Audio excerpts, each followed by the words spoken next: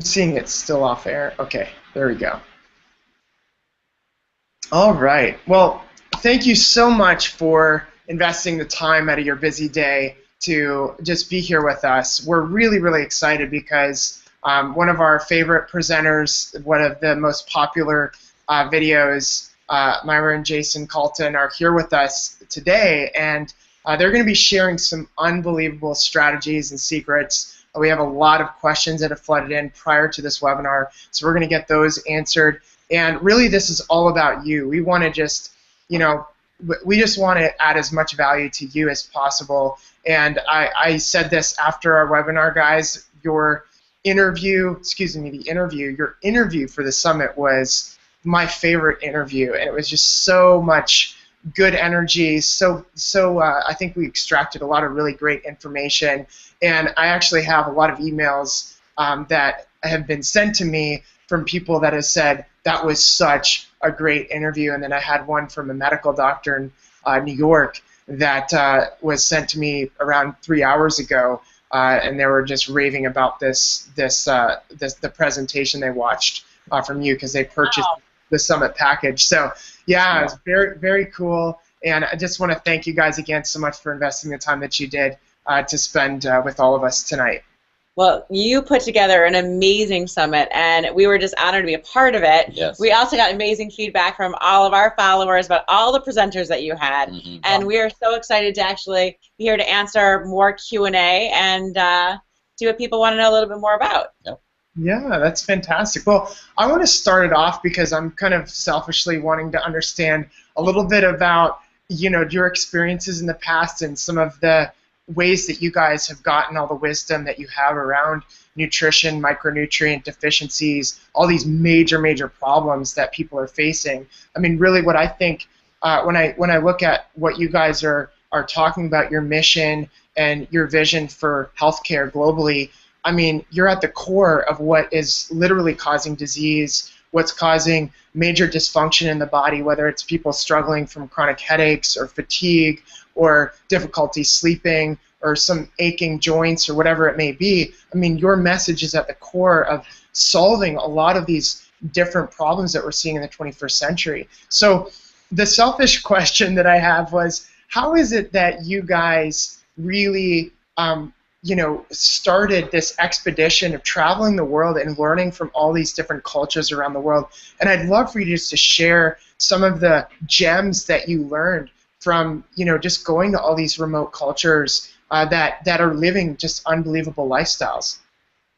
Well, like we said in the summit, I had my advanced osteoporosis, and once we were able to reverse that and realize that micronutrient deficiency was at the core of my health, of my issues, then we were like, okay, well, that sort of really spawned on this huge amount of interest for us, and we really wanted to see, okay, what else was it causing?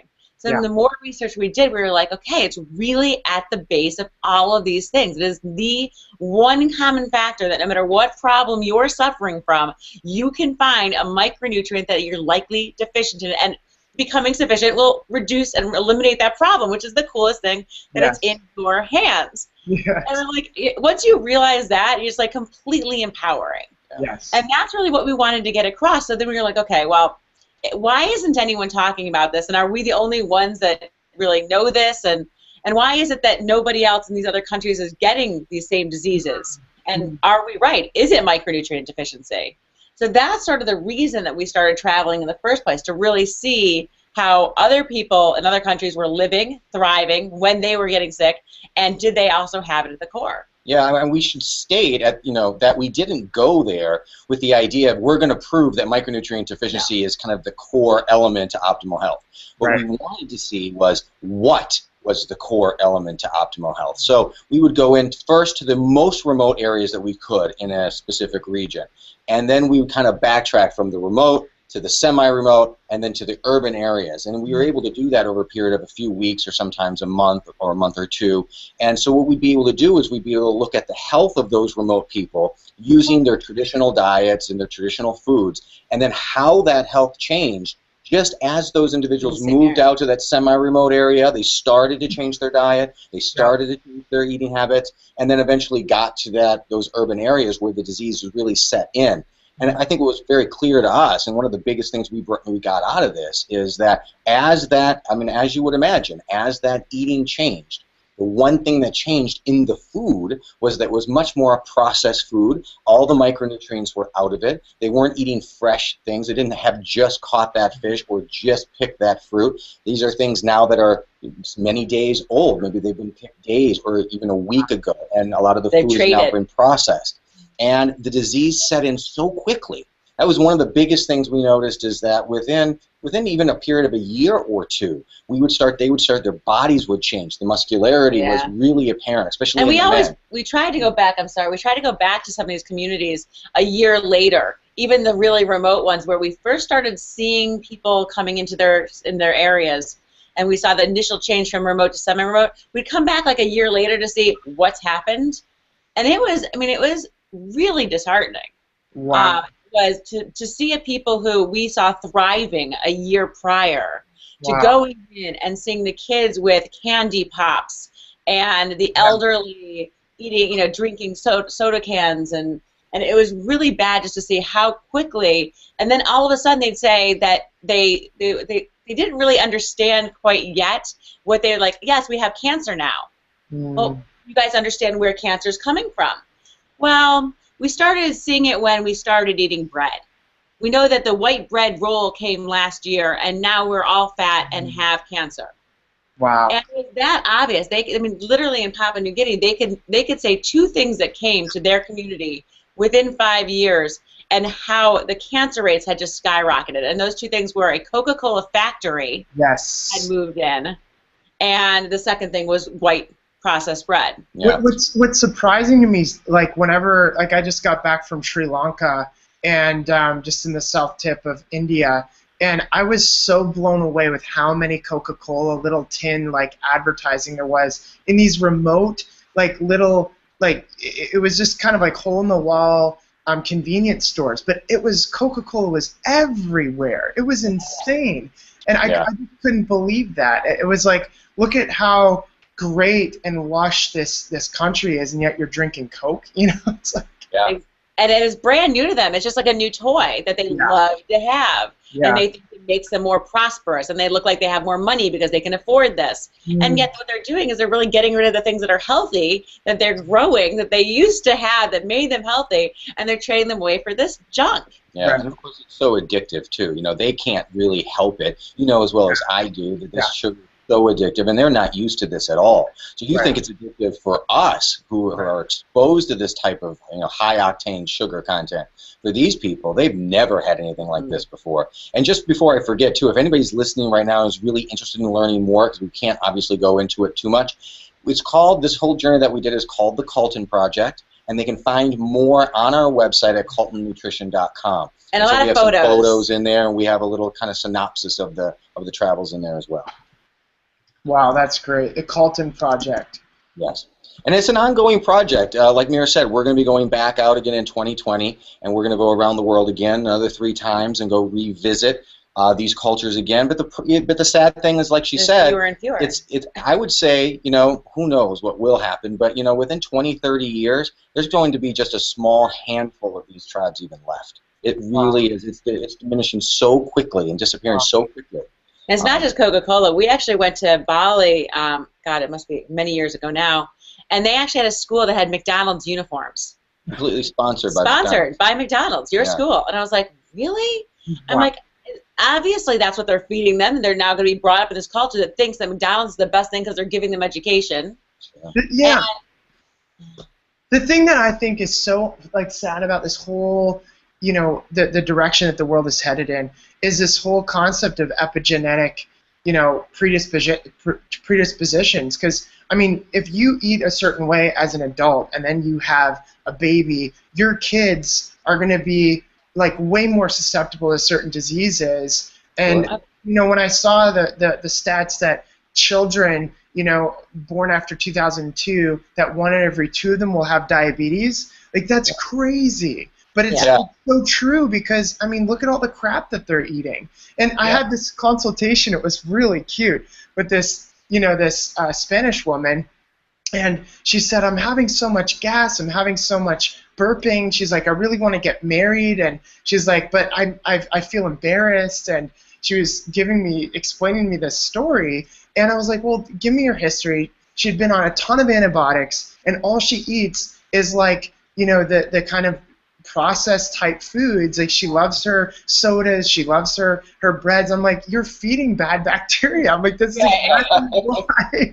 you're dealing with what you're dealing with. She's like, really?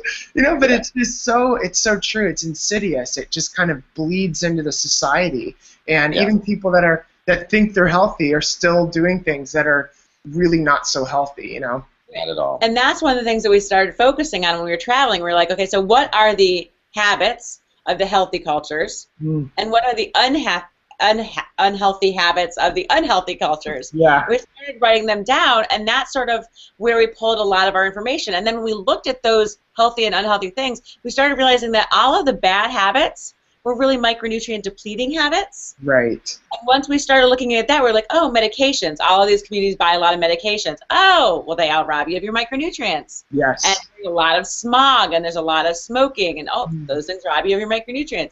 We started making a list and basically going through it all, and that's just all pointed back during our journey. We just kept seeing again and again and again that the healthy communities had high dense micronutrient-rich foods and very healthy habits.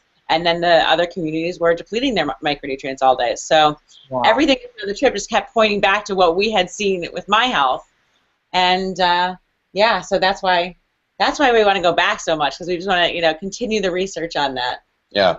I mean, of course, for people listening, we didn't just go and live with tribes and then come up with theories on micronutrients. We also then put that into practice, clinical practice with our clients. So we would come back and we would take a person then who may have, let's say, diabetes or hypertension or one of these typical ailments that so many people are plagued with today, and we would give them our micronutrient therapy and change their dietary profile to a certain extent, and then that therapy would then reverse that condition. And so, it's pretty ingrained in medical and nutritional literature that micronutrient deficiencies are the root of these conditions. And this is what I think is probably the most revolutionary idea. When we've been standing in the center here yelling about micronutrients for so long, and now finally you start to see everybody kind of like turning around, and people were just like talking about carbs and fats and proteins, and all of a sudden are like, oh, micronutrients, okay, let's talk about those, because it really is the center. And it doesn't mean that those other things aren't important. I mean, everybody has all of nutrition. It's a big picture, isn't it? But you've got to have that micronutrient component there, and without it, we're all kind of floundering. And I think that's really what's been happening over the last 50 years or so in America. We've been trying to do something, and we've been getting like one piece of it or two pieces of it right. And when it doesn't work, we kind of throw those pieces out and say, well, it must not be that, it must be this. But without that core unit of micronutrient sufficiency, these pieces can't work. And that's what we can come back and kind of recollect those pieces again now and say, well, if we plug in micronutrient sufficiency into the equation, now it works. And I think I hope this is where we're going, especially when it comes to dietary philosophies. So much infighting with the dietary philosophies. Mine's better than yours. No, mine's better than yours. No, well, nobody's better than anybody. Yeah. All work as long as you're sufficient in micronutrients. Exactly. Exactly.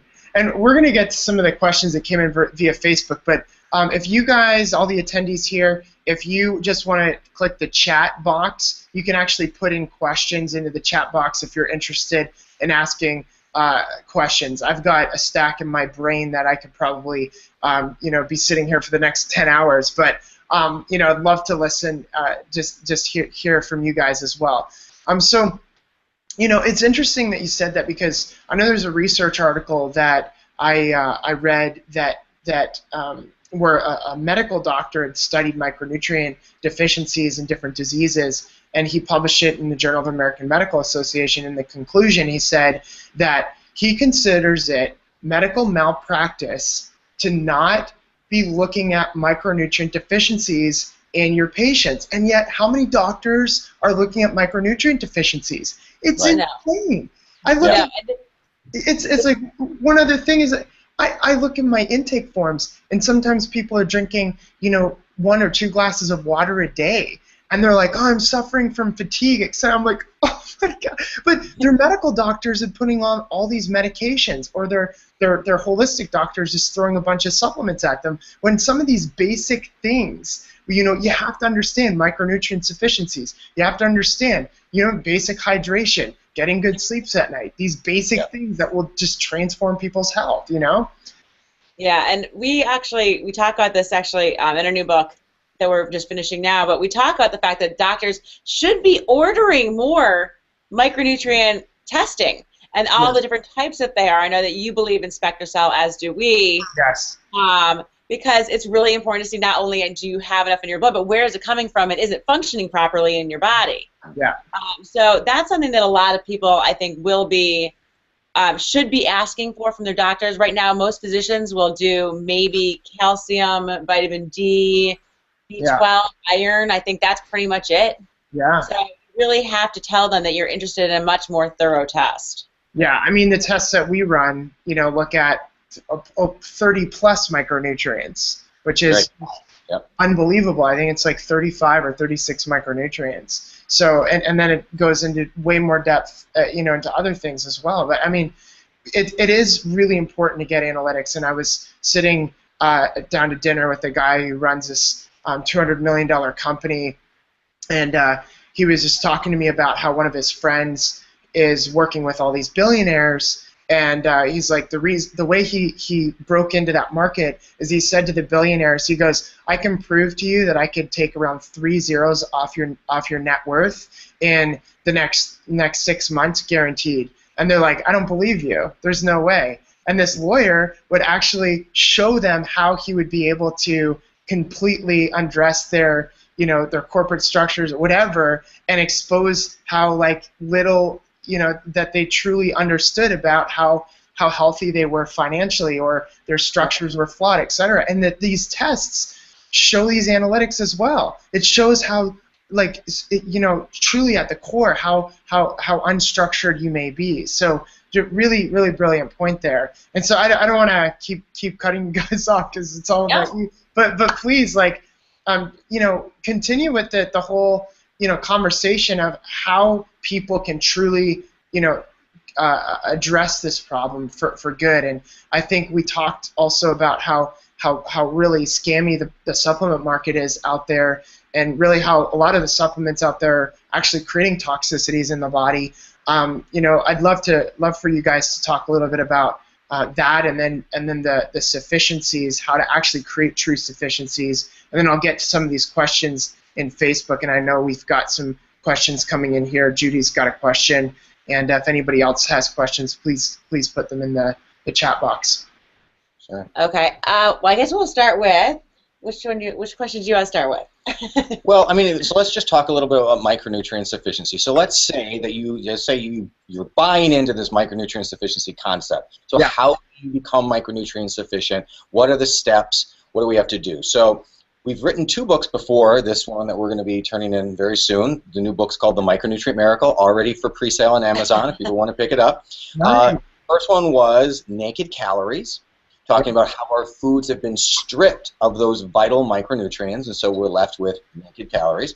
And the second book is Rich Food, Poor Food, meaning micronutrient-rich foods and micronutrient-poor foods. And it teaches you what we have, which is our 3-step approach to creating sufficiency in your life. Right. So, as we've kind of already mentioned, it doesn't really matter what your dietary profile is. You can keep that concept.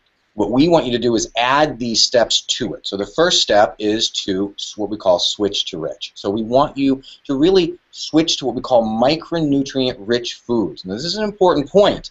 Micronutrient-rich foods are not just real foods. You know how many times I've heard people say, just eat real food? Right. It sounds really good, except it doesn't work. That's not enough, okay? It's great. It's a great first step away from eating Twinkies and McDonald's, right? So the people who are way lost, way over here, and then you've moved to real food, but then they need to realize that you still have just barely started down the path. We need to move to what we call rich food, and those foods mean the foods with the highest micronutrient value, meaning that they were raised correctly. They've been haven't been processed. They have the most micronutrients in them, and they also don't have the negative things, we call the poor food ingredients. I mean, we don't want pesticides on them. We don't want GMOs sprayed on them or the food themselves being GMOs. We don't want the, let's say, the milk or the cheese or the dairy coming from cows that have been given. Milk is a real food, but there's different. There's raw, unpasteurized, non-hormonal milk, and then there's the ultra-pasteurized milk with lots of hormones in it. Both real foods. One's a rich food, one's a poor food, right? Yeah. Apple's a real food, but one has 42 pesticides on it and potentially genetically modified because the Arctic apple is now the other one is an organic apple. Yeah. So again, there's a difference there. So that's the first step, is to switch to rich, and we go over how to do that. Wow. Sure. The second thing is to drive down depletion. So there's a lot of depletions that can take place, and these are the things I was talking about that we started to notice people were doing in these healthy and unhealthy cultures around the world. So we made a list of some of those. So it's things that deplete you of your micronutrients, and you want to just minimize them. Some things we don't want you to get rid of altogether because they also have great health benefits. Yeah. Caffeine is one of them. I mean, caffeine, micronutrient depleting. However, there's some amazing health benefits and really high levels of antioxidants. So it's managing the depletions and making, like, for example, if you have coffee, to have something with some calcium in it so that it actually repletes and fills you back up with the calcium that's lost. Wow. Additionally, things like alcohol. Alcohol is one of actually the healthiest they found habits, as long as it's 1 or 2 glasses. They've actually done studies, and actually for bone loss even, that actually 1 to 2 glasses of wine actually helps build bone. Wow. So there's a lot of amazing studies on the benefits of alcohol. It's just not going overboard to the point that it can ruin your gut lining and make it so you can't absorb your micronutrients anymore. So we go over all these different things. And then there's the naturally occurring micronutrient depleters. Yeah. And those are things that are found in your foods and your beverages. And some of those things are natural, like oxalic acid in spinach, and that depletes your calcium, magnesium, your chromium, your iron, your D. Yeah. Your phytic acid depletes your vitamin D, your calcium, magnesium. So there's all these things that are naturally occurring in foods that if you prepare them properly, you can get rid of them. That's the great thing. Right. So again, not a real problem. You just have to learn how to do that and take the time to educate yourself to understand that if you want to have, say, spinach, go and cook it, because that gets rid of your oxalic acid. Or if you want to have, beans, if beans fit into your dietary profile, if you want to have beans, sprout them. Right. So it's all these types of things that we go over, really how to minimize all that depletion. Yeah, it's like the basics, what you were saying before. When we were with the tribes, they taught us the basics about drinking water, how to prepare foods properly so that the bodies can digest them. We don't prepare anything correctly here in America. I can't even imagine what we're doing with the foods, So we don't sprout, we don't ferment. Yeah, that's the only way that they would eat these foods. So there's a lot of stuff getting unburied right before you cook it. And we were like, okay, what are they doing, and why was it down in a hole, in the ground before I'm going to eat it? And then you start to learn that they were sprouting or fermenting or doing these different processes to make it healthy. Yeah, absolutely. So that's the second step. Really learn about how much micronutrient depletion is in your life, and then you've got to do this equation, this mathematic equation. You've got to look at how much micronutrients you're getting through your food, and how much depletion you're getting through your lifestyle, and you need to come up with a number. You don't just be like, well, I think I'm doing okay. You need to really figure it out. Look at it. If you're finding that you're deficient in your micronutrients after you look at how much went in with your food, you factored in the micronutrient depleting factors, and you're left with a negative there, you are on the path to poor health. Yeah. If you're not there already. And you're never going to get off of it by just manipulating carbs, fats, and proteins, because it's not a carb, fat, protein problem.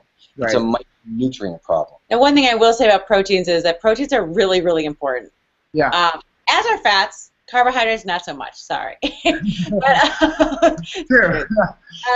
So the fat is really, really important. The protein is really important because the protein actually delivers another form of your micronutrients. So it delivers your amino acids, which are really, really important, especially when you're talking about hormonal issues and weight loss and weight gain and those types of things. So you want to make sure that you're definitely getting enough protein as well. And your fats, you want to make sure you're getting the right kind of fats in the form of making sure you're getting omega-3, fatty acids, good healthy coconut oil for setting some good saturated fats as well. So it's not like they're not important. No, they're just they're all delivering important. different things. They're delivery systems, but you got to balance that micronutrient. So that's that. And I think we went over a little bit of the third step, which is to supplement smart in the in the summit as well. But we'll just touch on it again. You mentioned how can you tell if how do you buy the right supplement? And I think this is a big problem. You walk into these vitamin stores and you look at a wall, literally, of different vitamins, and you scratch your head and you try to look somewhat intelligent of, oh, this one must be better than this because why, and so there's a lot of information, like what you're talking about with finding out if you're deficient in certain micronutrients and having your healthcare provider help you to do that. That's step one. But then that opens the entire Pandora's box for the rest of the questions. Like, okay, so if I am deficient in this, do I take what form? Take it? How much do I take? Should I get it through food? Is there more absorbable forms? So that's the whole other side of the equation that you now have to find a specialist, a micronutrient specialist, who can help you to decipher that. You also don't want to just go willy-nilly start taking, well, I'll take more vitamin D or B6 or, B7. I saw a great TV show about this one vitamin. I'm going to go buy a bottle of that one. I better go grab some of that. Because vitamins and minerals don't work individually. They very much are very similar to an orchestra. The flute, yes, it sounds great by itself, but when it's in an orchestra, it needs to, you can't just have cymbals crashing over the flute spot or it's going to kind of compete with that sound. Well, it's the same thing in your gastrointestinal tract. Sometimes certain micronutrients pair well together or are synergistic. They can be taken at the same time, and the body will know what to do with it. In fact, sometimes they can even help the absorption or utilization of one another. And most often, however, certain vitamins and minerals compete or actually detract from the absorption and the utilization of one another. So that's what people really have to start to understand.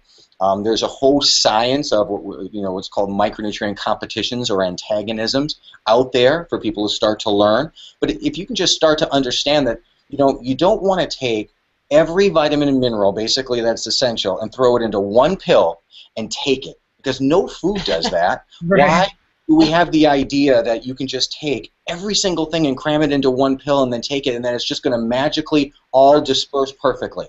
That idea, it doesn't make sense to you when it's said out loud. And now, especially in supplemental science, when we start to see how these micronutrients are interacting with one another, it's nonsense. So what we need to do now is we need to start understanding which ones pair nicely and which ones can be taken together. And that's really our forte and our research. We've patented a process called anti-competition technology, which does just that. It helps people to decipher which micronutrients can go together and which ones can't. And of course, our multivitamin nutrients is formulated with that technology. Yeah, and the best place for people to start, if they do have a product and they want to know if they have competitions, if they want to know if it has the beneficial forms and stuff like that, best thing to do is go to abcsofsupplementation.com, because you can actually just sit there, watch the videos, and answer the questions as you're going through it, and it's pretty direct and tells exactly what's in it. AB and then CS dot ABCs of supplementation. Of supplementation.com. Awesome. Yeah. Awesome. And not to be rude, but I did already order your book as you guys were talking. You did? I've got a one-click order button on my Amazon. How funny. That's great. When they first got on board, too. So, yeah, thank you. That's awesome. We actually randomly found out that it was up there already because somebody wrote us and said, well, we just ordered your new book, and we were like, they're so lying. Yeah. They could have ordered the book. I was like, Mira, they couldn't order that book. And they were like, oh, look, they put it up. Yeah. I guess they took the cover. Yeah. That's hilarious. Yeah, I just, you got those, the Amazon's dangerous with those one-click buys, Oh, and if anyone sees the cover and thinks that it's vegan only because they only have fruits and vegetables on the cover right now, just know that's not what the diet plan is about. It's actually a 28-day protocol, and there's plenty of protein for sure in this book. Yeah, that's great. So where can they go to get your supplements directly? Like, they could go to ABCs to learn about it, but where can they actually get your supplements? Yeah. So the best place to do that is, well, we've got micronutrient sufficiency people all over the country. So we have doctors and healthcare practitioners and nutritionists that sell it directly, and they can also get it. Probably the best place is our website, which is caltonnutrition.com. Great. So that's the best place to go and get it. And we're going to be having some amazing specials coming up over the holiday season. In fact, some are already in place. Another thing that they can do is if they go to the website, caltonnutrition.com, and they look at our products, and they go to the nutrients page, and they scroll down a little bit down the way, they'll see a place where they can take a micronutrient stack-up quiz. And that's kind of an interesting quiz that we put out there where you can use your own multivitamin. You can take it out of the cabinet, bring it over to the computer. We're going to ask you about 20 questions about that micronutrient. It's 50 now, maybe. Or maybe, something like that. Crazy. And then we're going to give you an in-depth analysis on each and every micronutrient in there, and we're going to stack it up so you can look at it. Have your printer ready, because it's a pretty long printout you're going to get about every single question and what you need to know, because we went over everything. We went over the form of every single micronutrient you need to know about. We went over all of that, so it's pretty intense. Wow. Where do you go to get that again? That's on the nutrients page. So nutrients.com. Nutrients.com. And then it's just kind of scroll down the information page, and you'll see a little, take the ABC stack-up quiz. Wow. That's a great domain to own. That is awesome. Active nutrients, superfoods, raw foods, nutrients.com. Yeah, but you remember we spell. Yep. REINCE.com. Okay. I'll let Jackie, if you wouldn't mind pulling that up for us, that would be fantastic. Yeah, it's already in the chat. Oh, great. Oh, there it is. Thank you. Awesome. That's so great. Now, I wanted to ask you in respect to, and I see the questions there, Judy, Linda, thank you so much for asking those questions. Again, any other questions, please bring them in. We are going to answer those questions. I'm wondering if, in respect to environmental toxicities, how big environmental toxicities, how big of a problem is environmental toxicities, and secondly, when it plays a role when it comes to micronutrient deficiencies, like how big a role does it play in creating that in your body? Well, it's a mess. We live in toxic soup right now. We literally are drowning in our environments. We're doing it to ourselves most of the time. Yeah. It starts with our food. There's lots of toxins on our food. Glyphosate, of course, being the worst because it actually chelates or binds to so many of the minerals and robs the food of the minerals and will bind to them in your gut and then take them out of your body before you can digest them. Yes. That's just a huge problem. And then add on top of it all the things that you're doing yourself. And in this new book, we actually give you 10 things we want you to change like immediately in your house. Yes. Yes. And we beg people to start paying attention to this because I mean, we actually, I think, we have always been on a micronutrient healthy path, but once we started looking at these environmental toxins, it really changed a lot in our lives. Yeah. You don't pay attention to like makeup, all the things in your makeup, all the things that you clean the house with every day, Wow. the things you store your food in. I mean, even when you go to the grocery store, here's a simple one, folks. You go to the grocery store and you buy the really great grass-fed meat, and then they wrap it up in that darn plastic paper to give it to you. Yes. Don't let them do that. Yeah. Tell them you want paper the way the real butcher used to do it so that they weren't putting, chemicals all over your food. Yeah. There's so many little changes that you can make like that. Yeah, I mean, I think, again, this conversation is all about micronutrients, and people might be saying, well, what does environmental toxins have to do with micronutrients? Right, exactly. But what people don't realize is it is the job of your micronutrients to detoxify you, meaning your body's detoxification system is micronutrients. The micronutrients are what bind to and draw out those toxins. So the more toxins you've got in your body, the more you're running through those essential micronutrients. So again, we call them micronutrient depleters. So this is a case in point. I mean, the first thing is you want to make sure you're getting enough. Then you want to drive down your depleters. And now like you mentioned, it's this new layer on the cake. So now we want you to change your shampoos, your deodorants, what you wash your dishes in, what you wash your clothes in, what you cook your food in. Get that stuff out. That Teflon coating. Teflon coating, get that out of there. So we, like Mira said, we go over 10 things in the book, 10 simple, easy things especially, that you can just change immediately to drive down the depletion with these toxins. And especially, mothers out there, your children are so small. They're so little. These are little bodies, and they're surrounded by these products. The people who actually are coming into contact with the most obesogenic or obesogen-causing, hormone-regulated causing of these toxins is actually teenage girls. They're actually touching more of these products than anyone else. So if you have children, start early on. There's great products. And we are naming the names in the next book. There's great products in all of these categories. Yep. There is fantastic. I mean, people say you can't wear red lipstick because it has this and that. I'll tell you right now, pink lipstick, healthy.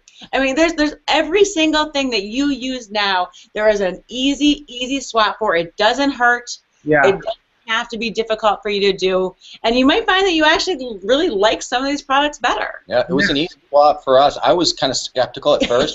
I was like, I want to be. I know that I'm already micronutrient sufficient, so how much do I have to do? But you know what? It was so easy to change, and the products are superior. Yeah. Once you start using them, you're like, why did I even fight at all? I just want to just get rid of all that toxic. It's just knowing the names of the companies to swap to, and it really is that easy. And it's especially women, hormone problems. There's a lot of women out there with hormone problems. Really pay attention, because if I'm talking to you guys, this is a really big problem. The BPA, all the different things that are found in the plastics, the MSG, all of these things are have hormone regulating issues. So you want to really make sure to get rid of them so that your hormones can run smoothly, so you don't gain weight. They call them obesogenic for a reason. They're causing people to gain weight really, really rapidly. Yeah. What was crazy is Randy Jirtle did that study from Duke University where he took environmental toxins in mice that had obese genes within them, and he was literally turning on the obesity genes with the same diet. They didn't change their diet. They weren't overfeeding these mice by any means. They just overexposed them to certain environmental toxins, and it would turn the obese genes on, and the fat in the mice would turn fat, and then they'd give them all these methyl donors, B vitamins, etc., and it would get rid of the toxins in the body, and the disease genes turned off. Then the mice got skinny. So it's like you can turn on and off disease genes, but this has huge implications, not for just for obesity. Has huge implications for cancer, for heart disease, for Alzheimer's. We're just starting to study it now. Yeah. I mean, that's the thing, is these chemicals are so new, and they're just not well tested before they're put into the market. Yes. And we're finding that they're having horrible, side effects. One that we don't think about a lot are the fire retardant sprays that they put on the baby, like the baby beds and the baby mattresses and the pillows. And so we name names in there. We go over it in the new book. I mean, it'll be a very easy switch for people. It's something you definitely want to start thinking about now. Yeah, and so here's a question from Patrick. He said, my friend was challenging me about the supplements that they're taking from your company versus Juice Plus, and they say his friend was saying that Juice Plus is better, etc. What would you say as a response to that? We say you have to watch the ABCs of supplementation.com. We can go over a couple of the factors definitely right now. Sure, yeah. I mean, we get this question a lot from different people. Now, first of all, we have a lot of great clients who take nutrients who also take Juice Plus. Juice Plus does not claim to be a multivitamin. First and foremost, it's not a multivitamin, okay? It's basically a whole food supplement, and that's really what they claim to be. So they basically say, if you can't get a healthy diet or you feel like you're not getting one, we're basically going to take all this whole food, we're going to basically grind it down into this pill form for you, so you're going to get all this great stuff. Right. Well, sounds pretty good, except there's a few... And here's what I'll say. If you really don't have a great diet and you don't want to eat more food, because you'd always be better off just buying healthier, more organic food and eating it whole with the enzymes and the food itself, kind of as a living food rather than a dehydrated capsule or pill, right? So, but if you need to do it and you want to spend the $40 or $50 a month to do this, what are you going to get? You're going to get some phytonutrients. You're going to get, you're going to get some of your vitamins, but you're not going to get your calcium and your magnesium, and you're not going to get all the essential micronutrients that you're going to get with nutrients or a well-formulated multivitamin. You're also going to get something else. You're going to get sugar. You're going to get phytic acid. You're going to get oxalic acid. You're going to get things that are just micronutrient depleters that are innate in those foods. Those foods have that, just like if you eat spinach regularly, if they take spinach and grind it up and put it in their pill, that spinach is going to deplete you of calcium and magnesium. It's going to do the same thing in the Juice Plus. Yeah. I don't want to say anything bad about the company, but if you're thinking about multivitamin Juice Plus, multivitamin all day long. Well, here's the problem. When you have foods, they have natural competitions in them. So the whole idea of supplementing is to say to yourself, I'm not getting it from my food, I need to take a supplement. So this person, your friend Patrick, is obviously at that point where they want to take a supplement already. But if you want to take a supplement, why are you taking something that can just compete anyway? Right. Because you're not actually getting above and beyond the problem. The whole idea is to guarantee that it's going to get into your body and that it's going to work. Yeah, you want the highest bioavailability. Exactly. Yeah. So, it's not complete. It doesn't, it's got a lot of issues, but very powerful, very powerful. Phyllis was asking, could you, because your nutrients come in powder form because the bioavailability or the absorbency into the cells of the body is much higher, as we learned from your interview. She was wondering. Phyllis was wondering, can she put powder in her juice or in like her water or something along those lines in her shake, and then wait several hours and then drink it later? Is that possible, or is it better to drink it right away? Well, you mean the nutrients itself? Yeah. Our product? Yeah. If she makes the nutrients and wants to wait a while, she could wait several hours, even all day. What we don't want is to necessarily. Well, with nutrients, we've separated the micronutrients that could compete in an aqueous or liquid solution. Take a step back for a minute. Yeah. When we started looking at the competitions, there are specific micronutrients that, are, if left in water, will bind together and form insoluble salts. So that's why we always tell people to drink it right away. However, in nutrients, we've separated anything that could even do that in an aqueous solution. Right. So we're okay, but that's one reason that we don't like a lot of those vitamin waters and pre-made liquid vitamins, because I can look at the list of the pre-made vitamins and say, I know those two. Yeah. Those can't be left in liquid together. Yeah. So that's a bit of a problem with those pre-mades. Like Intramax is one of them that's really popular liquid vitamin. And when you look at that label, do you see just from all the research that you've done, like, wow, there's a lot of competing kind of nutrients in there kind of thing? Well, of course. They have it as a multivitamin, right? So they're going to have all, if you look on the back of the box of nutrients, you're going to see it lists all the micronutrients. Theirs is the same way, only they can combine them all into one solution. So there is going to be, in the book Naked Calories, I think we went over, there's about 45 micronutrient competitions that take place within about 30 or so micronutrients. Wow. So, and some of them, like iron, if you see iron in there, iron is the most antagonistic micronutrient of all of them. They compete with over 10 different micronutrients. Wow. Copper competes with 7. Yeah, so, like right now, if you just have iron in your product, get rid of it. Yeah. Like that's like the fastest thing that you can learn. If you don't take away anything else, it's competing with everything, and it's making it so that your multivitamin doesn't work. So essentially, you should be consuming iron separately from all of that. Absolutely. You want to, if you are one of the people who might need iron, like you want to take it on an empty stomach at a separate time. If you're taking non-heme iron, you might also want to take it with vitamin C, because vitamin C can help the absorption of non-heme. Brilliant, brilliant. That's incredible. One of the individuals asked, "Why do I feel so bloated after Mira?" But it's not you, Mira. Why do I feel bloated after drinking my greens? I currently take mega nutrients, but I want to start on your products. So why could they perhaps feel that bloating after their greens drinks? Well, first of all, we're nothing like a green drink. Most of the green drinks are going to have non-essential nutrients coming from superfoods, and we're a multivitamin. So it's not really a one-to-one swap. You can still take nutrients even if you're taking your super greens. Not at the same time. Yeah, greens tend to really bloat a lot of people. Right. You know, the green companies tend to tell you that it's coming from the detoxification that you're getting. If you've had it for a really long time and you're still getting bloated, it's probably no longer detoxification. It's probably digestive issues. Yeah.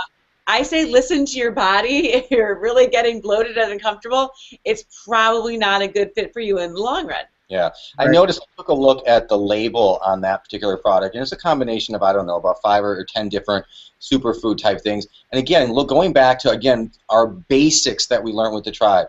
If the tribes were using acai berries, they were eating acai berry. They didn't take the acai berry, combine it with wheat germ or wheatgrass, and then combine it with this and that, and make some concoction out of it. You know, superfoods kind of. Well, there's superfoods from different places too, which is kind of funny. It's like the smartest berry from Africa combined with the this or that, and you're like, well, wait a minute, those are different continents, and I'm pretty sure they weren't taking all of them. Right. Yeah, it's kind of exploded, and then they weren't ever used in traditional tribes, in conjunction with each other, nor were they meant to be used the way that we're using them to try to somehow create superhumanness out of it. And, they were used as a food. In a natural way within the group. So I don't know. There's a million different reasons why it could be happening, but here it is. If it's happening, just take it out. Why do that? There's so many other ways that you can become, essential micronutrient deficient. You have no need for acai berry. There is no minimum requirement necessary, right? So why do it? Right. Well, I guess the argument some people would say is because the acai berry has the highest level of antioxidant scores in respect to the ORAC, charts. What would you say to that? Well, I think you want to get the high ORAC levels. You want to get those high antioxidants, and the acai berry does have a certain amount of that. Coffee is higher than the acai berry, so if you really want high antioxidant levels, drink a cup of coffee. And acai, actually, when they eat it, it's actually kind of like really bitter, and it's usually made into a mud. It's probably not something that most people are eating in any way the right way here. Usually it's in a fruity drink, which is not in any way how it would normally be taken. Yeah, the other side of the equation is it's important to get enough antioxidants in your diet, but I think from our perspective, the other side of it, equally important, if not even more important, is can you regenerate those antioxidants? Yeah.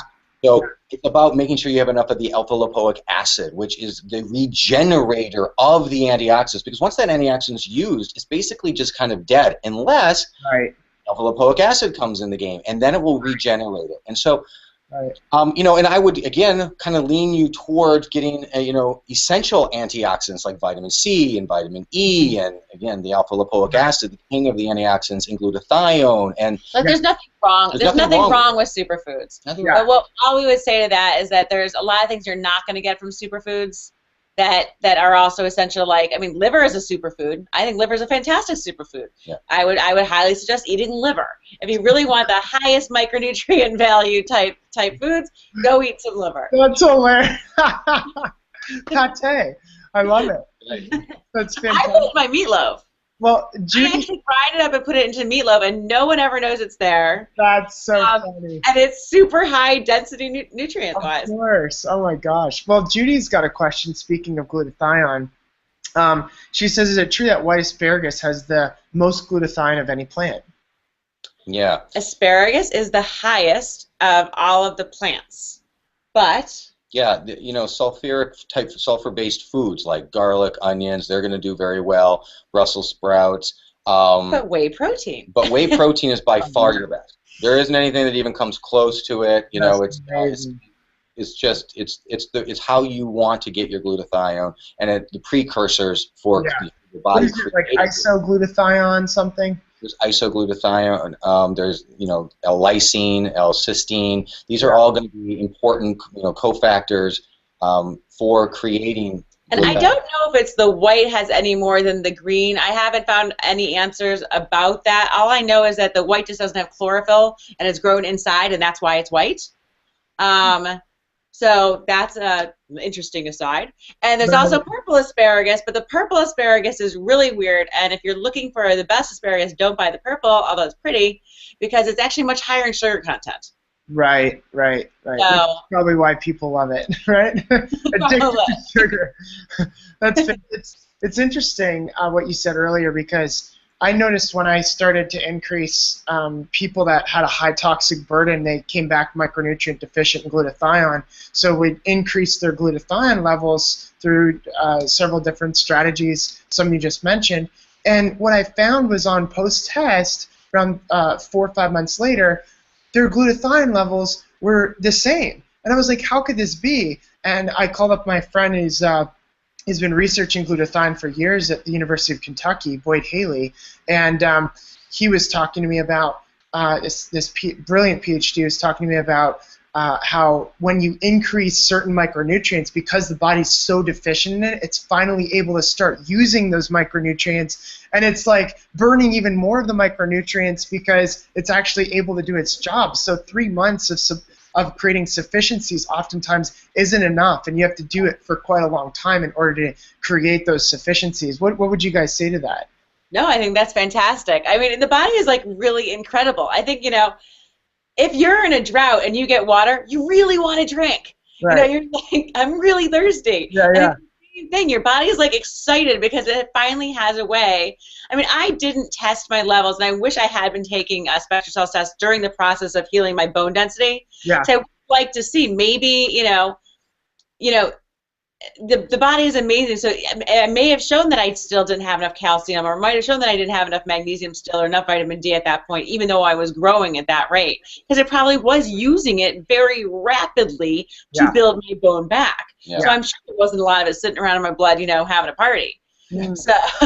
Yeah, I don't think we know. I mean, again, this is a new science, and it's very interesting that your friend said that. That's really cool. One thing I will say for people is that while that may be true, and while your blood work and your testing may come back, even though you're sufficient, may come back that you're still not sufficient on that test because the body is looking at this, we notice that people see tremendous results very, very quickly. I mean, results that could only take place if that micronutrient had now been sufficient, because it's the reversal of the deficiency in itself. Right. So one springs to mind right away is hypertension. Hypertension really comes down, according to the DASH diet and hundreds of people out there, researchers out there, it really comes down to calcium, magnesium, and potassium, right? Yeah. So those 3 micronutrients are kind of the controllers as to whether or not you're going to have this hypertension issue.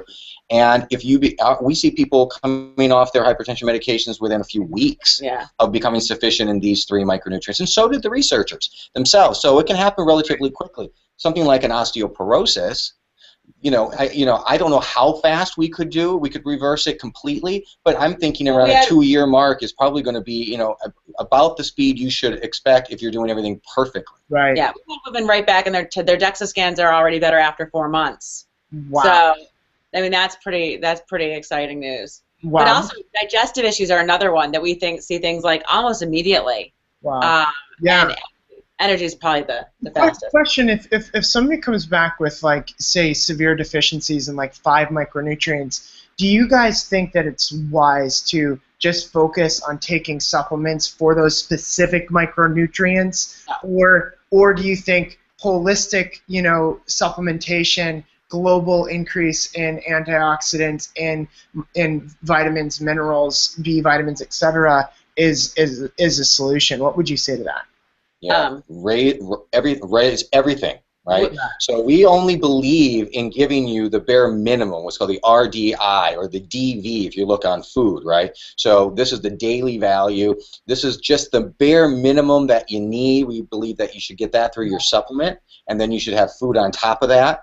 Yeah, so the way we do it in our book is basically everyone starts with the core supplements of nutrients, an amino acid for like a protein powder, and skinny fat. So we do that. But then on top of it, we would never say, okay, you need to take more B12. Yeah. It wouldn't be like that. We would basically say, here's a list of foods that are really good in B12, and here's a list of any foods that have nutrients that are going to help your B12 levels and that are synergistic. So we're going to always do the extra stuff through food, because I don't want to throw off any imbalances by causing any other competitions going on. Wow. So we like to do the extras through the food. That's fantastic. And Kim's got a question. Any thoughts on systemic enzymes, when to take them in relation to nutrients? And then she said, I've been taking them twice a day with food and have begun, am I saying it right? Nutrients, right? Nutrients. Yep, nutrients. Yeah, nutrients. Kind of like nutrients, like just micronutrients. Micronutrients. Yeah, micronutrients. So funny. Nutrients, yeah. I'm wondering when I should take them and nutrients an hour apart or so on and so forth. Your enzymes, well, you can take that right with the nutrients if you want to. I mean, I would take it with, probably with your food would be the better time to take it. Just before food. But it wouldn't hurt if you needed to, for whatever reason, if your schedule was such that you wanted to take it with the nutrients. Enzymes, I'm not familiar with any enzymes that compete directly with micronutrient absorption. No, we actually looked at doing enzymes actually in the supplement originally. Problem is that if you actually put them into the powder ahead of time, you're going to degrade the actual nutrients by the time you actually get to drink it. Yeah. So in the package, they'd be degrading. Not so, but taking them, they don't have time to do all that. So you're okay. So you guys do recommend systemic enzymes as a supplement that people should be taking regularly, and what brand do you recommend? Well, yes, I do like enzymes. It is kind of like on our list of things. We've got a multivitamin. You need a fat source for absorption. You need a source for your amino acids, and then we talk about probiotics, and then we talk about enzymes. So that's kind of where it goes on the list. A brand of enzyme that we like. There's so many good ones out there. Number one thing is you want to make sure that it's got all of the factors in it that can break down the protein, the carbs, and the fat. So we need lipase, and we need most broad spectrum. Yeah, all the different enzymes that break down those. Then you're also going to want to look for like bromelain. You want to look for HCl. You want to look for, so make sure it has a lot of the different enzymes in it so that you can help with all the break down all the food. Now is a good brand, I think. Now does a good vitamin, and there's one called Enzymatic something that. I don't know. What about Wobenzyme? Yeah, that's one. Yeah. I've seen that one. We'll have a list in our shopping thing for all the extra, the different supplements. Cool. Awesome. And you said it's important to get a good fat because it increases micronutrient uptake. And one of the things that you said that I thought was really interesting is a lot of people are on these MCTs and they're on the short chain MCTs, and you were saying that they really need to be on also the medium chain as well as they need to be getting long chain poly. They need to be getting long chain fats as well, because you said it increases bile production, optimizes nutrient. Is that right? Am I saying? No, absolutely. And that's one of the things that we talk about sometimes is, MCT is great. It has a lot of great functions. It helps boost your metabolism. It creates a lot of brain function. But it also has some pitfalls. For example, it makes a lot of people's stomach upset if taken too much. And additionally, what it has is it's missing these long chains, this medium chain triglycerides, MCT. So without the long chains in order to help with the absorption of fat-soluble micronutrients. Yeah. So creating a salad dressing, for example, only using MCT is just as bad as putting a fat-free dressing on. You're not going to be able to absorb all those fantastic nutrients, and then they get wasted in that beautiful salad bowl, which is not what you want. So you want to make sure, we created skinny fat for that reason, because it's a combination of the coconut oil, which has long chains, and the MCT, which has the medium chains. So it gives you all the benefits of both. You get the antibacterial, antiviral of coconut, but none of the coconut flavor. Yes. So that's I love skinny fat. It's unbelievable, and your protein powder is the best I've ever had as well. So, like, if you want to nail down, really three of the most essential products you need to be on, I mean, you need to be on a supplement. You guys have nailed that. You need to be on a fatty acid. You guys have nailed that. And then, obviously, when I look at whey protein, I want people on, grass-fed, undenatured, really high-quality whey that doesn't have a bunch of additives and all these, colorings and syrups, etc. inside of them. And yours is like, grand slam. So again, thank you guys so much.